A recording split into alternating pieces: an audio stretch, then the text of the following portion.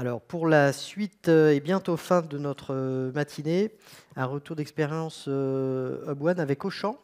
Karim Azizi, vous êtes accompagné de Abderrahim Belhachem. Alors bonjour à tous, je suis Karim Azizi, donc moi personnellement donc en termes de parcours et sur ce projet particulièrement, donc on va essayer de faire un focus sur un cas réel et sur quelques exemples on va peut-être toucher à des sujets sur lesquels on a parlé aujourd'hui, comment on peut les utiliser, comment on les vit vraiment sur un projet de manière pragmatique.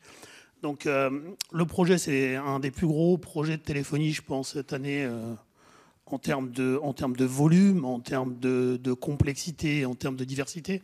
Donc, c'est la transformation et la modernisation de tout l'outil de communication et de la téléphonie dans les magasins Auchan et sur les sites sièges et les sites logistiques. Alors, pour ce projet, on a eu un cahier des charges et je vais laisser mon collègue vous exprimer un petit peu les attentes d'Auchan, mais qui était d'abord de permettre d'améliorer la mobilité des utilisateurs, de les accompagner parce que voilà, ils avaient un parc qui avait un certain nombre d'années et sur lesquels ils n'avaient pas forcément une très bonne visibilité sur ce qu'il en était et comment il était, je vais dire, uniforme sur l'ensemble des sites. Et surtout un vrai enjeu autour de l'accompagnement des utilisateurs parce qu'on a une population sur laquelle ramener un outil qui est, qu'on le veuille ou non, digital, peut apporter une complexité. Oui, Monsieur Belhachem, effectivement, ça s'inscrit dans le cadre de la digitalisation des magasins Auchan. Et quel périmètre? Parce que quand on parle d'Auchan, il y a plusieurs, voilà, ça gravite plusieurs C'est vrai. planètes autour de la même galaxie. Hein. Auchan, c'est vaste. Auchan, donc on parle des enseignes Auchan. Je vais juste corriger, je ne suis pas directeur des achats, je suis Donc, acheteur à la direction des achats sur toute la partie infrastructure. Donc c'est des dizaines de millions d'euros. Ça va du téléphone, poste de travail, sur la partie infrastructure, réseau, sécurité, etc. Mais c'est vrai que le domaine est très vaste. Donc effectivement, ça vient d'un historique. Donc on va dire en anglais, on va dire le legacy d'Auchan. C'est une entreprise qui a 60 ans et dans lequel son domaine au départ, c'était les hypermarchés. Et donc, au fur et à mesure, nous avons racheté des supermarchés, nous avons ouvert des petites structures en centre-ville, des Auchan piétons, etc., des drives. Donc, on a suivi donc le changement de la société, des modes de consommation. Donc, il a fallu s'adapter. Les plus gros à s'adapter, bien sûr, c'est les hypermarchés. Donc, on est passé d'un monde de téléphonie classique avec, à l'époque, France Télécom, Orange, etc., sur des PABX vers des IPBX. Donc on parlait de téléphonie IP. Nous avons été les premiers en Europe, je dis bien en Europe continentale, à passer sur de la TOIP avec 33 000 postes connectés dans nos hypermarchés. Partant de là, cette infrastructure est devenue au fur et à mesure pareillement obsolète. Nos supermarchés, eux, ils étaient carrément encore plus vieux. Puisque eux utilisaient de la téléphonie classique avec des lignes analogiques. Donc là, on remonte aux années 60-70.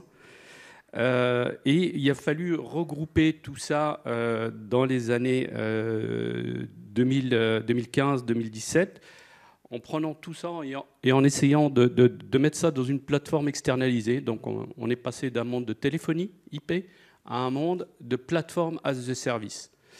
Et aujourd'hui, on est carrément sur un monde dans lequel on parle de SaaS, donc de service, donc software as a service. Et donc ça accompagne Auchan dans tout notre périmètre, hyper, super, drive, entrepôt, etc. Et bien sûr, les services d'appui. Et donc d'avoir le même niveau de service partout. Donc on a fait un appel d'offres. Cet appel d'offres aujourd'hui, il a abouti au choix de Hub One pour nous accompagner avec ce traitement du legacy, de notre héritage, et de basculer rapidement vers ce service à nos magasins, mais on va jusqu'à la personne. C'est là où on se dit, Bah oui, c'est pas simplement 500 magasins, c'est la personne qui va utiliser la téléphonie. Voilà. Et la téléphonie aujourd'hui n'est qu'une application. Auparavant, la téléphonie, c'était un gros téléphone à l'accueil dans les bureaux. Aujourd'hui, la téléphonie, c'est une application que vous portez sur votre smartphone, votre tablette, votre PC, votre terminal informatique qui vous sert à flasher les produits, etc. Donc derrière, il y a du VDI, de la virtualisation. Vous proposez, Hubone est complémentaire, en fait, peut-être d'une évolution aussi du poste de travail.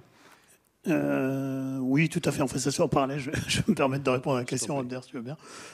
Donc toute cette transformation du poste de travail utilisateur, justement, nous, on a dû s'y adapter. Avec une particularité, c'est que nous, chez Hubone, on a différents secteurs d'activité. Donc, on a la partie télécom et la partie téléphonie que je représente, mais on a aussi une partie mobility, justement, qui, eux, sont aussi acteurs chez Auchan sur les postes. Donc, comme l'a dit Abder, on a un poste qui devient le cœur des applications métiers.